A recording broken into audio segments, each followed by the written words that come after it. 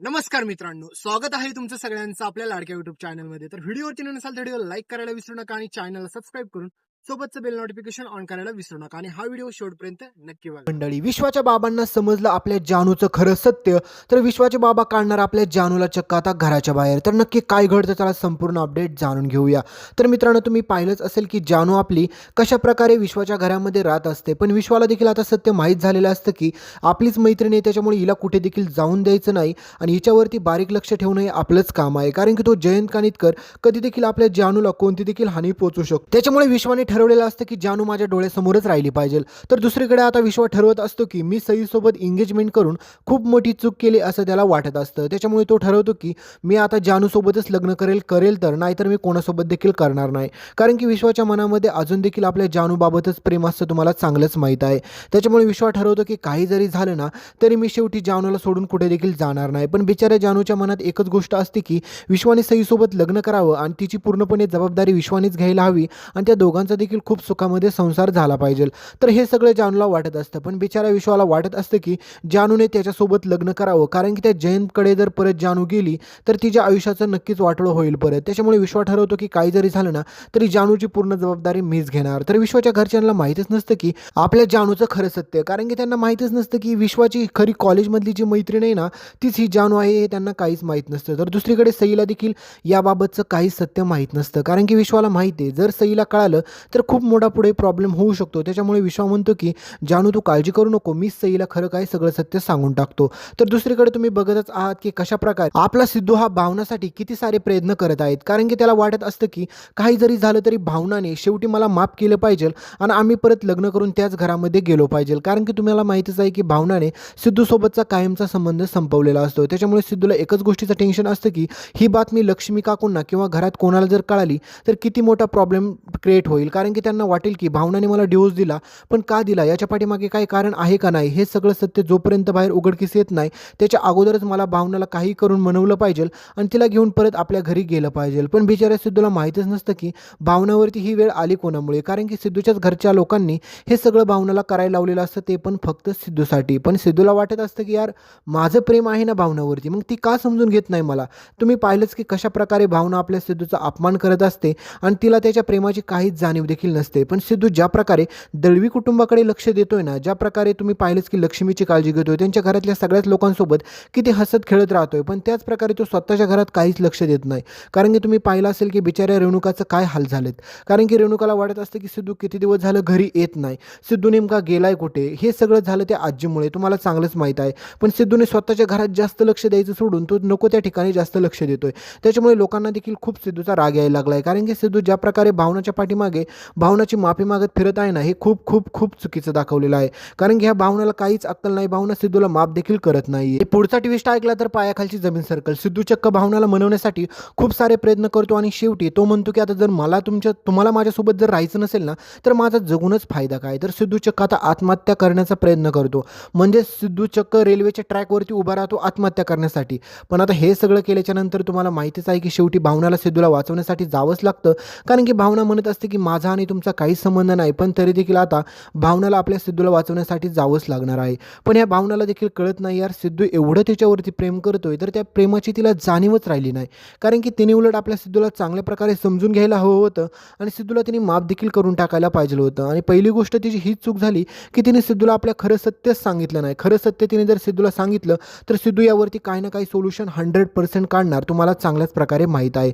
पण या भावनाला कशाचा घमंड आला हे तुम्हाला देखील चांगलंच माहीत आहे. कारण की तिला वाटतं की मी जो काय आजीला शब्द दिलाय ना की मी मरले तरी चालेल, पण मी याचं सत्य कोणाला सांगणार नाही की मला याच्यावरती सह्या कोणी करायला लावल्या. त्याच्यामुळे भावनाला वाटत असते की माझा शब्द खाली नाही पडला पाहिजे. पण त्याच एका शब्दामुळे तिच्या संसाराचं वाटोळं झालं तरी देखील तिला चालतंय. काय मुलगी आहे ही भावना. दुसरीकडे तुम्ही पाहिलेच की आता विश्वाची एंगेजमेंट झाल्याच्या नंतर सगळे काही घरातले लोक खुश असतात, पण फक्त विश्वा सोडून. कारण की विश्वाला माहीत असतं आता जानू माघारी आली, त्याच्यामुळे आपण सईसोबत लग्न करणं आपला मूर्खपणा ठरेल. कारण की देवाने आपल्याला दुसरा चान्स दिलाय असं त्याला वाटतं. वाटतं आणि तो ठरवतो की आता आपण काही जरी झालं तरी जानूला एकटं सोडायचं नाही, आपण लग्न केलं तर जानू सोबतच करायचं. आणि याच्या अगोदर देखील जानूने सांगितलेलं असतं की विश्वा, तू लग्न फक्त सईसोबत कर आणि तिला सुखात ठेव, आता तुझ्यावरती खूप मोठी जबाबदारी आहे. आणि विश्वाने या गोष्टीला होकार देखील दिलेला असतो. पण विश्वा म्हणत असतो की जानू, तू मला फक्त फ्रेंड मानतेस, पण माझ्या मनामध्ये अजून देखील तुझ्याबाबत तीच रिस्पेक्ट आहे आणि तीच प्रेमाची लहर आहे. कारण की विश्वाने आत्तापर्यंत सईवरती कधी प्रेमच केलेलं नसतं, कारण की घरच्यांच्या बळजुबरीमुळे विश्वाला ते लग्न करावं लागत असतं. परंतु विश्वा म्हणतो की आता माझी जानू जर माझ्याकडेच आली तर मी का सोडू तिला, मी तिच्यासोबत का लग्न करू शकत नाही. हा खूप मोठा विश्वा म्हणत असतो माझ्यावर अन्याय होतोय. तर त्याच्यानंतर विश्वा काय करतो, जी काय आपल्या सईने त्याच्या हातामध्ये रिंग घातलेली असती ती रिंग काढून चक्क ताटात ठेवतो आणि त्याला वाटतं की आता हे केल्याच्या नंतर मी जानूसोबत लग्न करू शकतो. पण तुम्हाला माहितीच आहे की बिचाऱ्या सईचं काय यार, सईने त्याच्यावरती जीवापाड प्रेम केलं. सईने त्याला प्रत्येक संकटामध्ये विश्वाला तिने सांभाळलं. तिने विश्वावरती एवढं जीवापाड प्रेम केलं की विश्वाला संकटामध्ये कधीच एकटं सोडलं नाही. आणि त्याच्यानंतर तिची एकच इच्छा असते की आता विश्वाची फक्त फ्रेंड बनून नाही राहायचं, तर त्याच्यासोबत लग्न करून त्याच्याच घरामध्ये सुखाचा संसार करायचा. पण बिचाऱ्या विश्वाला वाटतं की आता जानू आली तर आपण सईसोबत लग्न करून चूक करेल, त्याच्यामुळे तो म्हणतो की आता हे लग्न नाही केलं पाहिजे.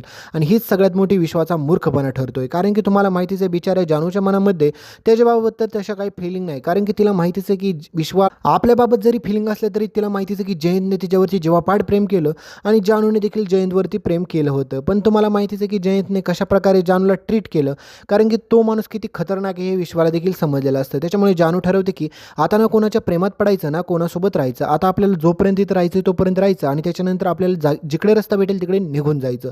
तर आता जानू जिवंत आहे हे सत्य फक्त आणि फक्त विश्वालाच माहीत असतं, कारण की तो सोडून दुसरं कोणालाच माहीत नसतं. तर आता जयंतला देखील याची चाहूल लागते.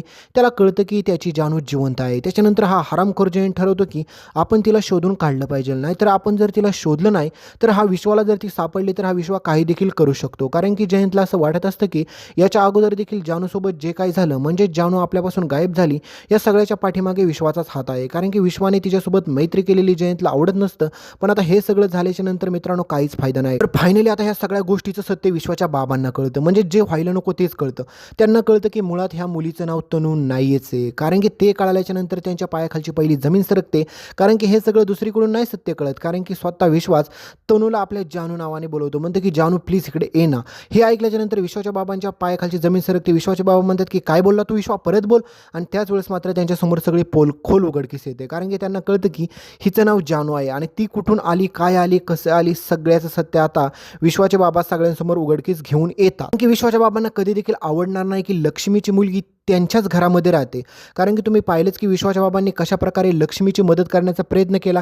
विश्वाच्या एंगेजमेंटची पत्रिका देखील दिली, पण तरी देखील ही लक्ष्मी गेली नाही. लक्ष्मीला असं वाटत होतं की विश्वाच्या बाबांनी ज्या प्रकारे मला हॉस्पिटलमध्ये ट्रीट केलं, म्हणजेच पैसे फेकून गेले, माझी काळजी नाही घेतली, याचा अर्थ त्यांना वाटते की आपण भिकारी आहे. पण पूर्णपणे चुकीचा अर्थ लक्ष्मीने घेतलेला असतो. कारण की लक्ष्मीला माहितीच नाही की मुळात जर विश्वाचे बाबाच जर आले नसते ना तर तिचा जीव देखील वाचला नसता. कारण की ती मंदिरात तिथेच चक्कर येऊन पडली असती. पण तरी देखील तिने काहीच त्यांच्या उपकाराची जाणीव ठेवली नाही. आणि आता हे सगळं सत्य ज्यावेळेस मात्र विश्वाच्या बाबांच्या समोर उघडकीस येतं की ही लक्ष्मीची मुलगी आहे, हे ऐकल्याच्या नंतर विश्वाच्या आईला तर खूप आनंद होतो. कारण की त्यांना वाटतं की एवढी चांगली लक्ष्मीताईंची मुलगी आमच्या घरात एवढे दिवस राहिली, याच्यापेक्षा अजून काय पाहिजे.